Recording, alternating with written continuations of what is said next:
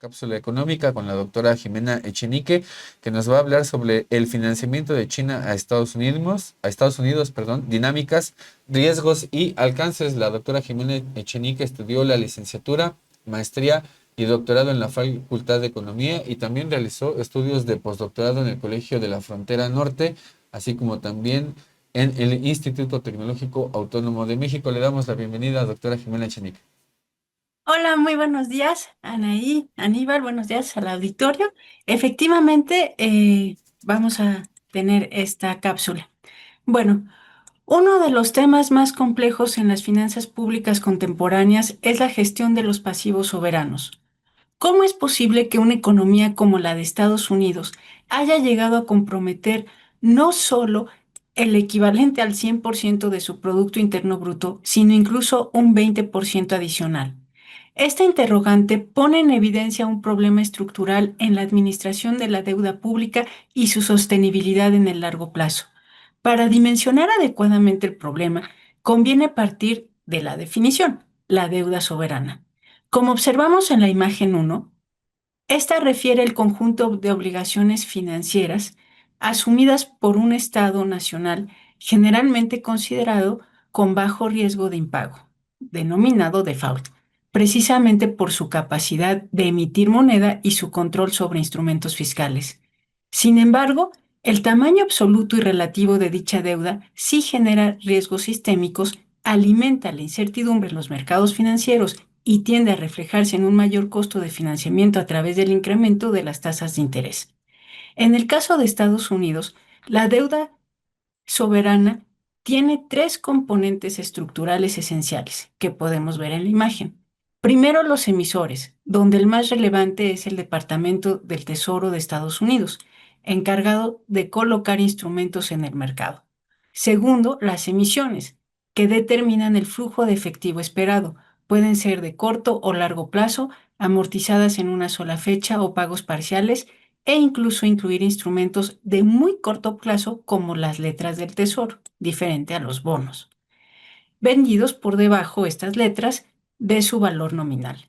Tercero, los acreedores, que se dividen en tres grandes grupos: los gubernamentales, con la Reserva Federal como actor central; los privados nacionales, como fondos de inversión o fondos de pensiones; y los extranjeros, atraídos por el rendimiento, la liquidez y la reputación del mercado estadounidense.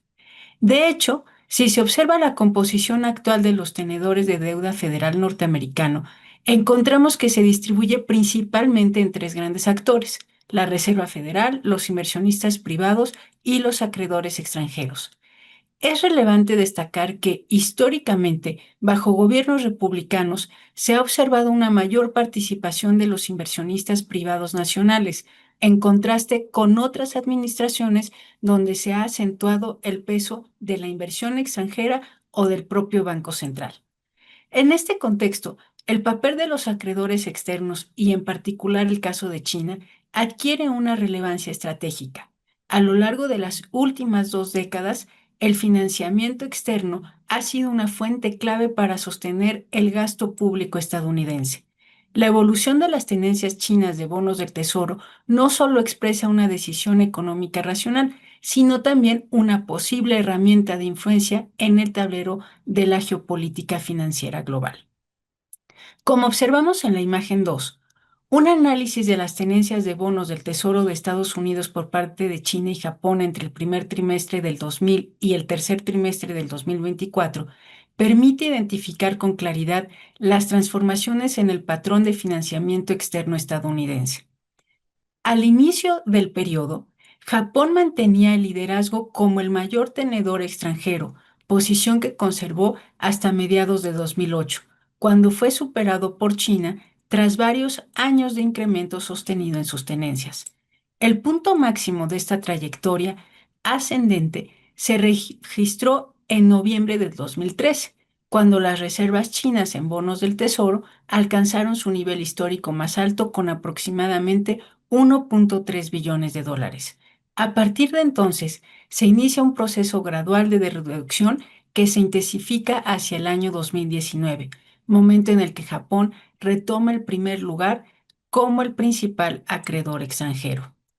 Esta inflexión representa un punto de quiebre relevante. El descenso en la participación china puede leerse como resultado de diversos factores, que van desde consideraciones económicas internas, como la diversificación de reservas, hasta motivaciones estratégicas en el contexto de las crecientes tensiones bilaterales con Washington.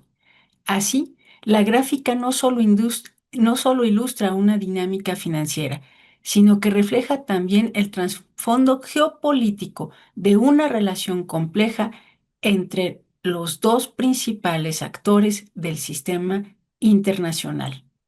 Este debate es abordado en profundidad por Kung, Hu y Hao en su artículo titulado en español Las tenencias de valores de tesoro estadounidense por parte de China, inversión económica o herramienta estratégica en las relaciones bilaterales, donde plantean la siguiente pregunta.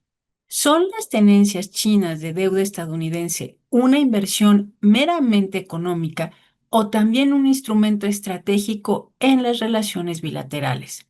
Desde la perspectiva económica, la compra de bonos del Tesoro responde a la necesidad de colocar los excedentes comerciales en activos líquidos, seguros y rentables, particularmente en el contexto de un sistema financiero internacional aún dominado por el poder del dólar. Pero desde la óptica estratégica, el volumen de deuda estadounidense en manos chinas puede interpretarse como una palanca de presión potencial, susceptible de activar respuestas políticas o financieras en momentos de conflicto. El análisis empírico de estos autores apunta a una conclusión. Si bien la lógica económica prevalece en la mayoría de las decisiones de inversión de las autoridades chinas, no puede destacarse la dimensión geopolítica del financiamiento bilateral. En escenarios de alta tensión, como disputas comerciales, la posibilidad de alterar el ritmo de compras o ventas de bonos puede convertirse en una medida estratégica, aunque no necesariamente en una amenaza directa, dado que afectaría también los intereses financieros de China. Ya lo hemos señalado en columnas anteriores al analizar el denominado financiamiento del terror y las tensiones en el sistema internacional. Parece existir un pacto no escrito entre China y Estados Unidos en el que el gigante asiático opera como una potencia emergente funcional al orden financiero global, aportando estabilidad a través de su acumulación de reservas y compras de deuda soberana. El dilema entonces es de interdependencia asimétrica. Por un lado, Estados Unidos depende en buena medida, de la confianza de sus acreedores internacionales para financiar sus déficits estructurales. Por otro, China enfrenta los riesgos de concentración de activos en dólares y de eventuales sanciones financieras, lo que podría comprometer su soberanía económica. En suma, el financiamiento de China a Estados Unidos es tanto una relación funcional como una fuente de vulnerabilidad recíproca. Su evolución reciente muestra una tendencia hacia la diversificación por parte de Beijing, lo que podría debilitar en el mediano plazo el rol privilegiado del dólar en los mercados internacionales.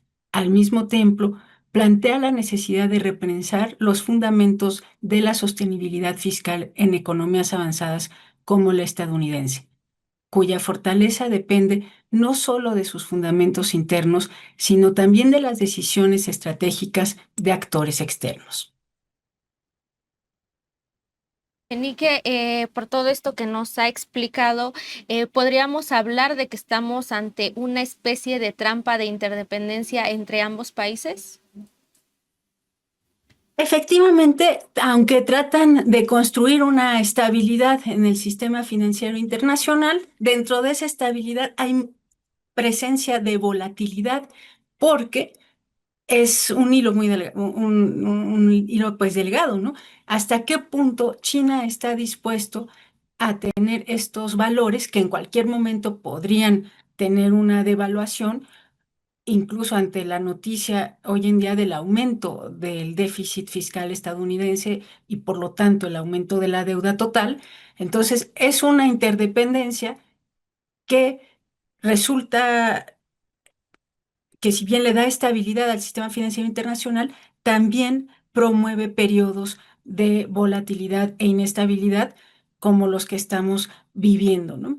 Porque es difícil conocer con exactitud cuál va a ser la decisión de China, ¿no? Ante las medidas, por ejemplo, arancelarias que actualmente ha anunciado el mandatario estadounidense.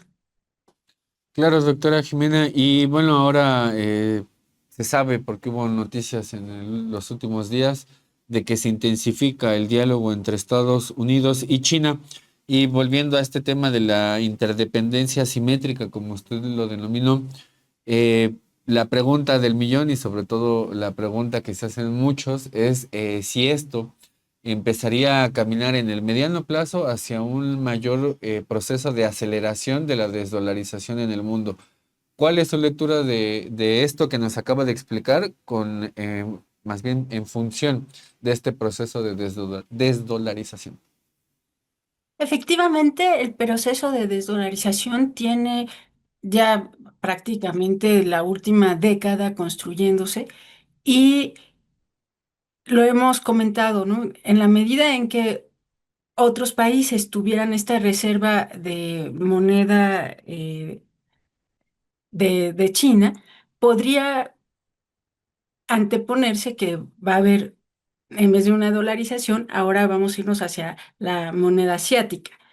El problema es que no, cuando analizábamos las gráficas en sesiones anteriores, no veíamos que China le interesara que los países tuvieran activos en su moneda, ¿no?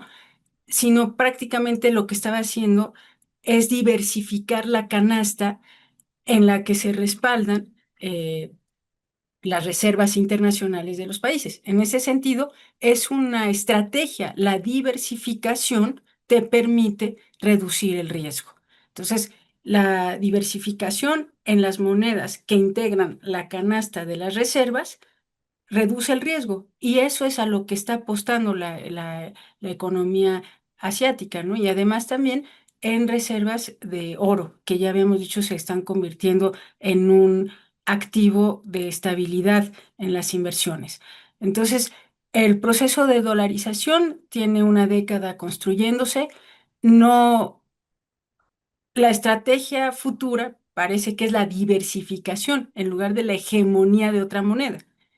Y esto reduce los periodos de volatilidad en los mercados financieros y tiene que ver con la política exterior de China, que es no construir hegemonías, por lo menos en la parte enunciativa, así se ha declarado, sino tener un equilibrio global entre el sur y el norte. Y para este equilibrio es necesario pues el fin, evidentemente, de la hegemonía del dólar. Claro, doctora, también preguntarle esto que mencionaba de los bonos, ¿qué otras opciones tiene China para invertir sus reservas internacionales fuera de los bonos del Tesoro estadounidense?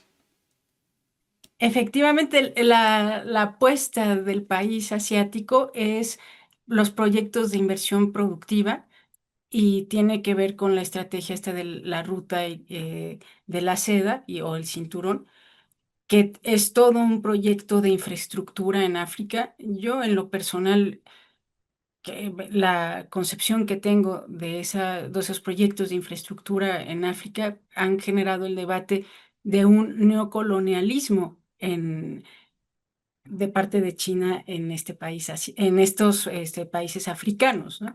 Pero la alternativa de la inversión, si no es en bonos, es en proyectos de inversión productiva, en infraestructura, y que implica, pues, sí, la conquista de los recursos naturales de otros países por parte de China, ¿no? Y cada vez es una tesis que está más en la mesa de discusión. Se dice que no es así porque no se puede equiparar el volumen de inversión que tiene China ahorita, pues con un proceso de colonialización, ¿no?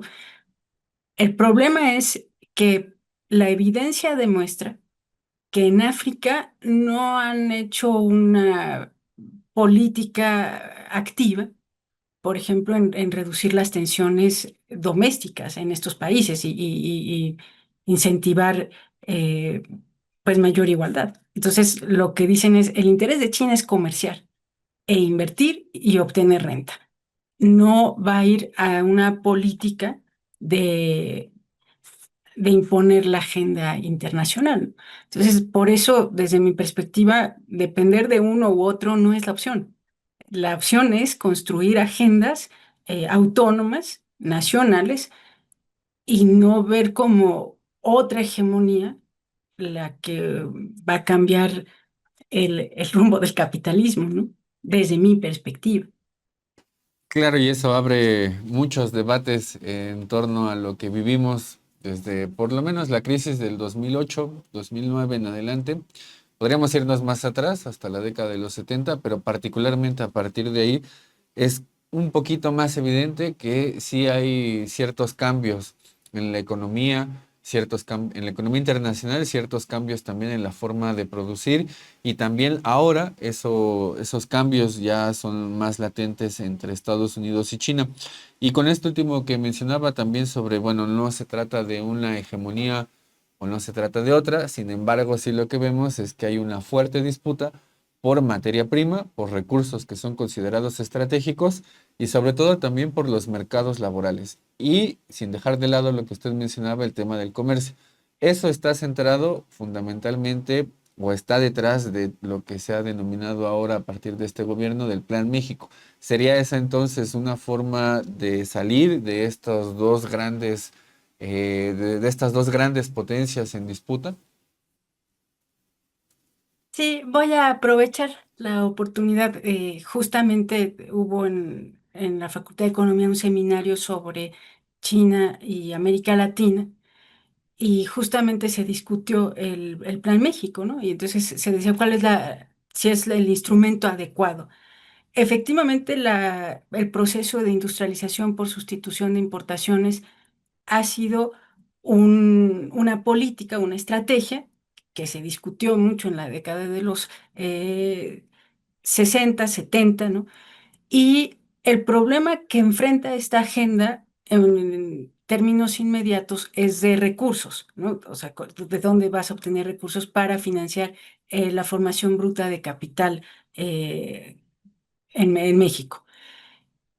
Y la apuesta es que sea una política ordenada y uno de los especialistas que demostró a través ahí de una economía de redes que era muy importante no hacer el análisis desde el conjunto, o sea, la manufactura como todo un conjunto, sino de hacer el análisis rama por rama, cuál es la política efectiva con ese sector para no hacer conclusiones generales. Entonces, sí es una política adecuada porque te permite construir esta autonomía económica, pero necesita un diagnóstico por sector para no tratar en conjunto a lo que necesita la manufactura o otros sectores, ¿no?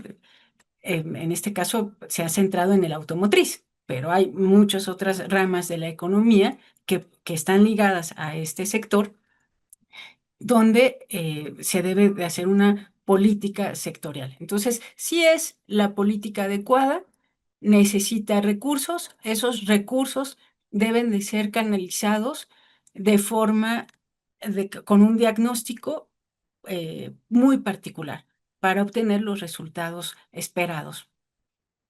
Claro que sí, y también ahí en la Facultad de Economía hace unos días vimos que estuvo gente como Ildefonso Guajardo también hablando de varios temas económicos y bueno, fue un evento que no podemos dejar de mencionar por lo que implica este tipo de personajes en la relación bilateral de Estados Unidos y México. Doctora Jimena Echenique, le agradecemos mucho por esta cápsula económica y esperamos seguir contando con usted en las siguientes emisiones. Sí, muchas gracias. Gracias. Un saludo al auditorio.